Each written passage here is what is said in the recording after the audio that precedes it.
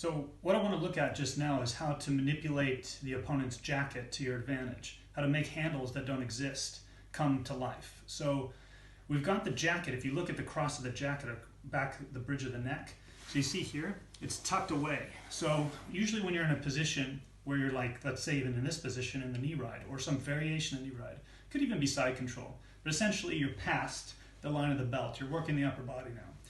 Anytime I take a grip, a standard grip, like a cross-collar grip, I want to make sure that I can utilize handles and make them come out to my advantage. So something the guy can't see. If you look, or if you think about your periphery, where your vision takes place, past the line of my ear, I can't see that. And even if you try to imagine looking at your neck, can you even see your neck? You can't see your neck. This is a blind spot. The whole body is comprised of either, there's two different sections. There's blind spots and there's spots that you can visualize. It'll make it really easy in terms of defense. If you look where you can see, if the person that you're with is in your field of vision, you have an advantage. So anytime you put your hand or any other limb or your entire body into their blind spot, they have to work off of perception, which is a little bit harder. Right? So if you can visualize, you can actually visually see somebody, that gives you a leg up. But if you can't see them, you're working off of guesswork. Or if you're very educated, you'll get a sort of image from your perception, but even still you can make errors. So we want something that we can visualize. So check this out. Basic cross-collar choke.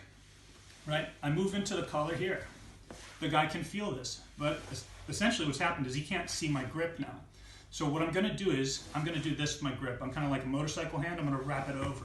And watch this side of the collar now. See right there? There's a grip that's going to flip up as I do that.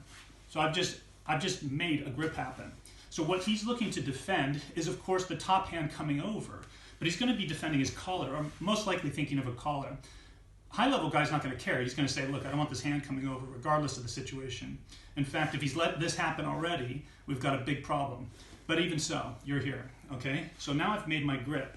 That means that when I take my grip, right, I can grab over, I can go thumb inside the grip.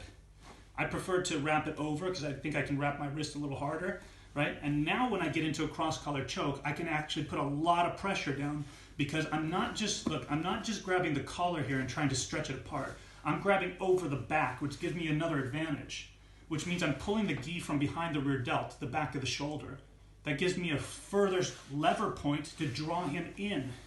If I'm just grabbing the collar, I'm working his neck solo. That's cool, that's a single shot. But if I'm dragging the back of the shoulder in as well, watch the body position change as it accepts the choke. This is what I really want. I want him to eat the choke. So look at how you can make these sort of grips, these collar grips.